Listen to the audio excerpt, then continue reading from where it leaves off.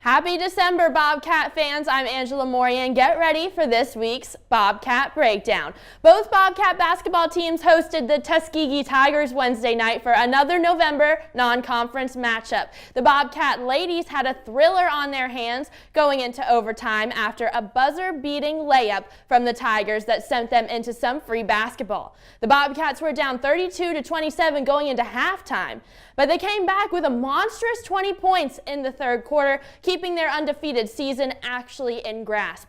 The Golden Tigers didn't give up, though, and forced a 60-60 tie at the end of regulation. With 5 minutes of overtime, the Bobcat defense tried to hold Tuskegee, but the Tigers proved too much to overcome. Coach Maurice Smith chalked up the first loss of the season to excessive turnovers, but 3 Bobcats actually reached double digits. McGriff at the top with 14, Ryan off the bench for 12, and Reed with 11. The women are looking at a 4-1 start going into Albany State home doubleheader on Saturday. That tip-off will be at 2 p.m. The Bobcat men were no less thrilling with a couple of huge blocks from freshman Cole Roberts and a slam dunk from number 5, Garrick DeBoles, all of which brought the crowd to its feet. Desmond Mitchell-LaFlamme, or DML as we call him, was one shot short of a perfect game. He started with 4 for 4 from the floor and an impressive perfect 3 of 3 past the three-point line. He tied for leading scorer honors with 13 points, all 13 coming at the beginning of the game.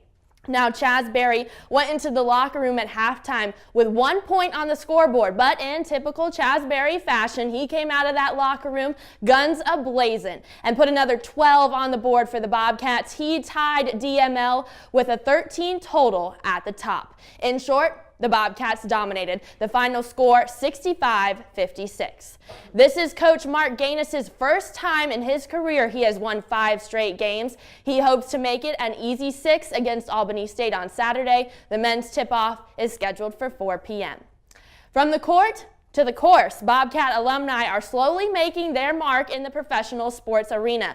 Golfer Nicholas Johansson recently qualified to play on the European Tour. Previously, the 2010 GC grad competed on the European Challenge Tour and the Asian Tour. Right now, he's playing in the Australian PGA Championship.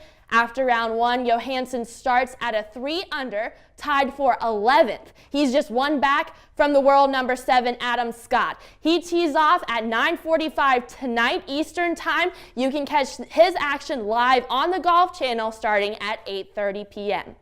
Now, Bobcat tennis is once again holding on to their national rankings.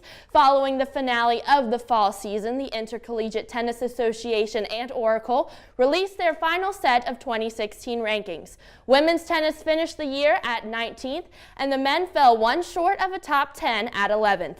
Both teams will start their main season in the spring.